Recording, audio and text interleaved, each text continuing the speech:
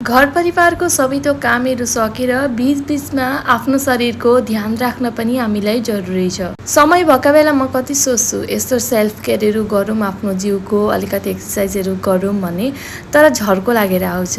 यो वाक्क लाग्ने शब्द र झर्को लाग्ने शब्द चाहिँ मेरो जीवनबाट कहिल्यै जान आँटेन। आजकल त जिउ के साह्रो अल्छी भएको खोइ कोनी, न खाना बनाउन मन लाग्छ, न खान मन लाग्छ, न आफ्नो केयर गर्न मन लाग्छ, न कतै घुम्न जान मन लाग्छ।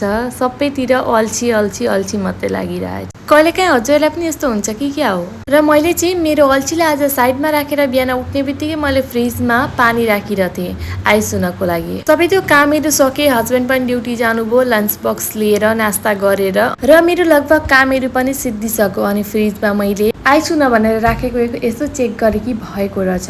बर्तन मसित आइसको हिसाबले थिएन, अनि त्यही भाँडोमै मैले त्यो आइस हालेँ र त्यसपछि छिटै पग्लियोस् भनेर चाहिँ मैले नर्मल पानी टेपबाट अलिकति हालिदिएँ। यो केटीले चाहिँ के गर्न आँटेकी हो भनेर सोच्नुहुन्छ भने चाहिँ भिडियो हेर्दै जानु होला। भाँडो ल्याएर राखिसक्दा छोरी चाहिँ आइपुगिहाली। प्लेटमा चाहिँ मैले आइसका क्युबहरू छोरीलाई 2-3वटा पहिल्यै हालिदिएको थिएँ। छोरीलाई चाहिँ एकदमै आइस मनपर्छ। अनि यता मैले त्यो आइसमा मेरो मुख पनि चोपलेँ। भाँडो अनुसारको मतलब मुख अनुसारको भाँडो चाहिँ भएन, तर कोही बात छैन, मेरो काम चलिहाल्दछ। एकखेप चोप्दा त त्यस्तो केही लागेन। सेकेन्ड तालीको टाइममा चाहिँ पुरा निधार पर गरेर कस्तो टन टन गरो। अनि थर्ड तालीमा चाहिँ हेर्नु न, छोरीले मेरो मुन्टे पुरा चोपल्दी। यस्तो चिसो भयो नि, पुरा आइस थियो जे, तर सन्च लाग्दो रहेछ। निकै रिल्याक्स फिल भयो मलाई त्यो गरेपछि। त्यसपछि आइज त पनि गर भनेर छोरीलाई लिएँ कि के को गर चाहिँ अलिकति मुन्टो पसाए जस्तो गरेँ।